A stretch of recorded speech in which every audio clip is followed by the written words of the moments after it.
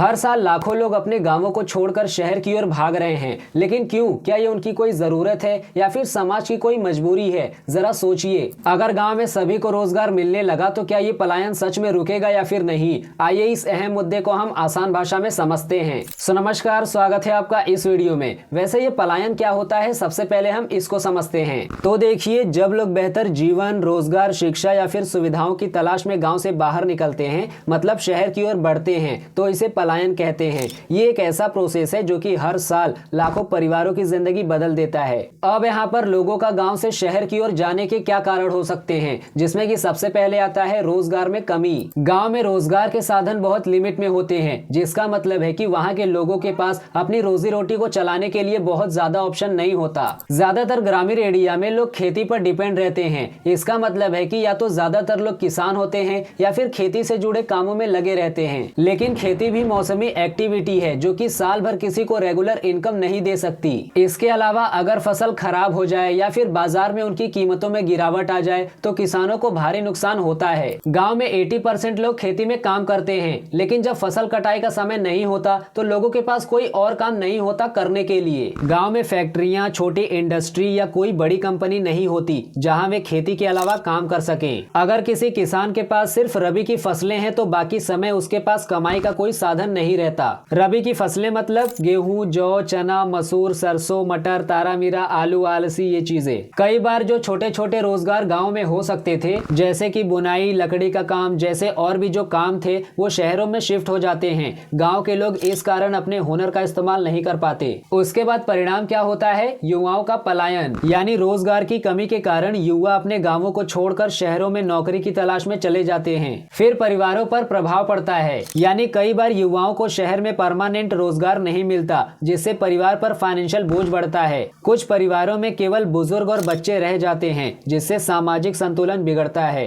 अब इसका समाधान क्या हो सकता है, इसको देखते हैं, जिसमें कि सबसे पहले आता है गांव में छोटे मोटे इंडस्ट्री, जैसे कि हथकरघा, डेयरी और बुनाई के इंडस्ट्रीज लगाए जा सकते हैं। दूसरा है पशुपालन, मुर्गी पालन, मत्स्य पालन जैसे काम शुरू किए जा सकते हैं। इसमें तीसरा आता है सरकारी योजनाओं का सही इस्तेमाल, जैसे कि मनरेगा के तहत लोगों को रोजगार देना, गांव में स्किल डेवलपमेंट सेंटर खोलना ताकि लोग और भी कामों के लिए ट्रेन हो सके। इसमें दूसरा कारण आता है शिक्षा में कमी। इसका मतलब है कि वहां बच्चों को बेहतर क्वालिटी एजुकेशन लेने के लिए ज्यादा सुविधाएं उपलब्ध नहीं होती। ज्यादातर ग्रामीण स्कूलों में बेसिक इंफ्रास्ट्रक्चर, क्वालिफाइड टीचर्स और मॉडर्न टीचिंग साधनों का लैक होता है। इसके कारण बच्चों को शिक्षा का ऐसा लेवल नहीं मिल पाता जो उन्हें कंपटीशन में टिकने के लिए तैयार कर सके। गांव के स्कूलों में अक्सर ज्यादा संख्या में टीचर्स नहीं होते। लाइब्रेरी, कंप्यूटर लैब और साइंस लैब जैसी सुविधाओं की कमी होती है। सिलेबस को सही तरीके से पढ़ाने के लिए नई टेक्निक्स या फिर इंटरैक्टिव तरीकों का इस्तेमाल नहीं किया जाता। ज्यादातर गांव में कॉम्पिटिटर्स परीक्षाओं जैसे कि IIT, नीट, UPSC की तैयारी के लिए कोचिंग इंस्टीट्यूशन नहीं होते।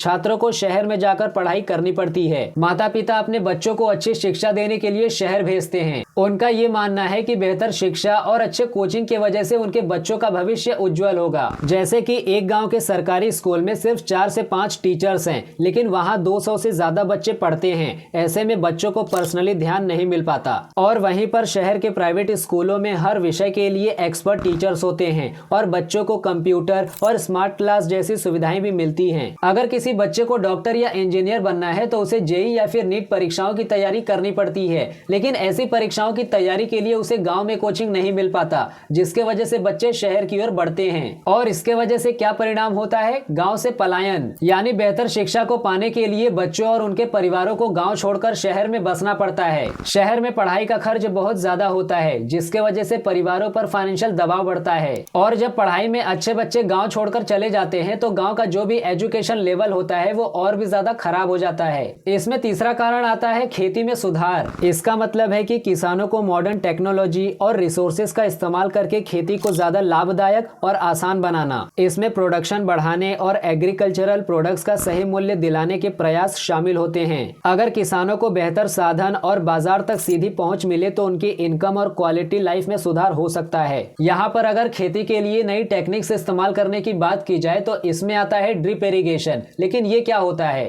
तो देखिए, ड्रिप इरिगेशन एक ऐसी सिंचाई टेक्नोलॉजी है जिसमें पानी को सीधे पौधों की जड़ों तक बूंद बूंद करके पहुंचाया जाता है। अगर इसके फायदे की बात की जाए तो इसमें सबसे पहले आता है पानी की बचत, यानी ट्रेडिशनल सिंचाई मेथड्स की तुलना में इसमें 30 से 50% पानी की बचत होती है। इसमें दूसरा फायदा आता है फर्टिलाइजर की बचत, यानी पौधों को सीधे जड़ों से पोषण मिलता है जिससे फर्टिलाइजर की खपत कम होती है। इसमें तीसरा फायदा आता है प्रोडक्शन में वृद्धि, यानी पौधों को सही मात्रा में पानी और पोषण मिलने से फसल की क्वालिटी और प्रोडक्शन बेहतर होता है। जैसे कि राजस्थान और महाराष्ट्र जैसे एरियाज में ड्रिप इरिगेशन से कम पानी में ज्यादा फसल उगाई जा रही है। फिर यहाँ पर बात आती है मंडियों तक सीधी पहुँच। लेकिन अब इसका क्या मतलब है? तो देखिए, किसानों को अपनी उपज का सही मूल्य तब मिलता है जब वे अपनी फसल सीधे कंज्यूमर या मंडी यानी बाजार तक पहुंचा सके बिना बिचौलियों के। लेकिन यहाँ पर समस्या क्या है? तो देखिए, पारंपरिक तरीकों में किसान अपनी फसलों को बिचौलियों के जरिए बेचते हैं। बिचौलिए किसानों से सस्ती रेटों में फसलें खरीदते हैं और बाद में जाकर मार्केट में उसे महंगे दाम में बेचते हैं। इसके वजह से किसानों को उनके मेहनत के हिसाब से सही दाम नहीं मिल पाता। लेकिन अब इसका समाधान क्या है? जिसमें कि सबसे पहले आता है एग्रीकल्चरल मार्केटिंग प्लेटफॉर्म। ये सरकार के जरिए शुरू किया गया प्लेटफॉर्म है, जैसे कि ई-नाम, जो कि किसानों और खरीदारों को ऑनलाइन जोड़ता है। इससे किसान अपनी फसल को सीधे मंडियों में बेच सकता है। इसमें दूसरा आता है एग्रीकल्चरल कोऑपरेटिव्स। ये किसानों को इकट्ठा करके उनके फसलों को सीधे बाजार तक पहुंचाने में मदद करती है। जैसे कि पंजाब और हरियाणा के किसान अपने धान और गेहूं की फसल को सीधे सरकारी एजेंसियों को बेचते हैं, जिससे उन्हें एमएसपी यानी मिनिमम सपोर्ट प्राइस मिलता है।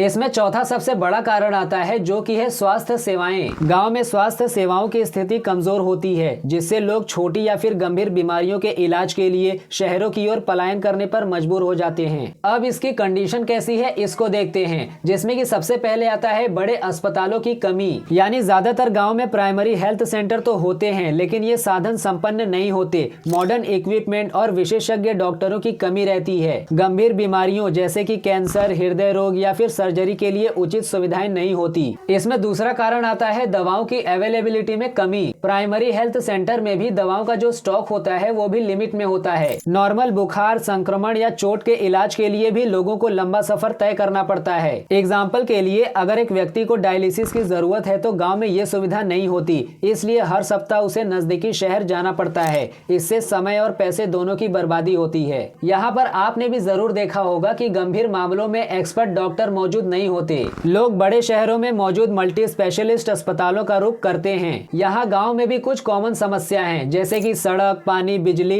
इंटरनेट जैसी सुविधाएं शहरों के मुकाबले गाँव में कम है। ये भी पलायन का एक बड़ा कारण हो सकता है। और बहुत से लोग बेहतर लाइफस्टाइल के लिए शहरों को पसंद करते हैं। इन्हीं सब कारणों के वजह से गांव में बहुत सी चीजों की कमी हो जाती है, जैसे कि युवाओं के चले जाने से खेत और काम अधूरे रह जाते हैं। गांव में बुजुर्गों और बच्चों की संख्या बढ़ जाती है, परिवार टूटने लगते हैं। गांव में त्योहारों की रौनक कम हो जाती है और इस चीज का शहरों पर भी असर पड़ता है, जैसे कि शहरों में भीड़ और प्रदूषण बढ़ता है, रोजगार के लिए कंपटीशन और किराए में वृद्धि होती है और बहुत से और भी कारण हो सकते हैं। सो आई होप आपको सारी चीजें एकदम अच्छी तरीके से समझ में आ गई होंगी। बाकी हम फिर मिलते हैं नेक्स्ट वीडियो में। तब तक आप हंसते रहिए, खेलते रहिए और मुस्कुराते रहिए।